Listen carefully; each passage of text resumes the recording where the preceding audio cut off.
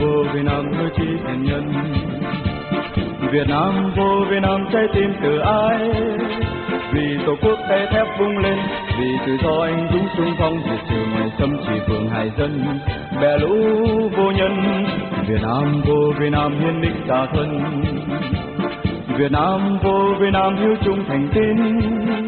vì nói giống tu dưỡng tâm thân, vì hậu sinh anh dũng nêu gương dù đầu lìa thân dù hình hài tan quyết không từ nan.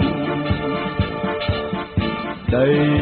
dòng máu thiêng 4.000 năm bất khuất kiên cường,